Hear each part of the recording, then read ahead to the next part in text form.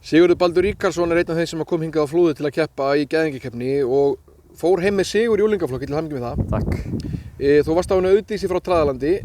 Hvað geturðu sagt okkur um hana? Þetta er klárisa, undan Auð frá Lundum og Óskardís frá Tjarnarlandi.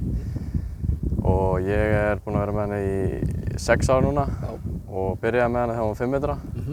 Og þetta er svona eðlisgóður geðingur, góð gangskil og svo getur þú sett hvern sem er á hana. Já, einmitt þú kemur inn að þú ert búinn að vera með henni í 6 ár, þú ert ekkert orðið gamalmenni en ég man að árið 2014 varstu með henni á landsmóti, þá hún 5 metra og þú, hvað, 10 ára? 10 ára. Voru þá yngstu keppendur landsmóts og svo hafið þið verið að þróast saman síðan þá.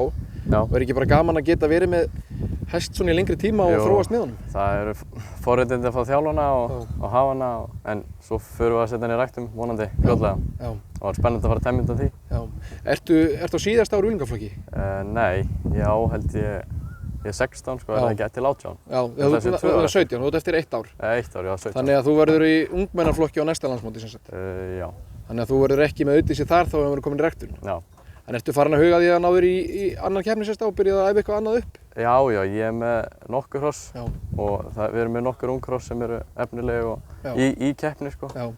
Og vonandi eitthvað til að taka við henni. Já. Og svo eru þau náttúrulega, þetta er úr ykkar eigin ræktun sem er náttúrulega ennþá skemmtilegra. Já, við erum flest okkar keppnisross eru úr okkar ræktun. Já. Sem er mjög gaman. En þið hafið verið hérna, þið fjölskyldan saman að keppa, bæði þú og pabbi þinn og systir þín, er ekki bara gaman að koma svona út á Flúðir og taka þátt í þessu móti? Þetta er fyrsta sinn sem við förum hérna og kom bóttið aftur á næsta ári. Já. Frábært Sigurður Baldur, til hamingju með árangurinn og gangi þér vel áfram. Takk.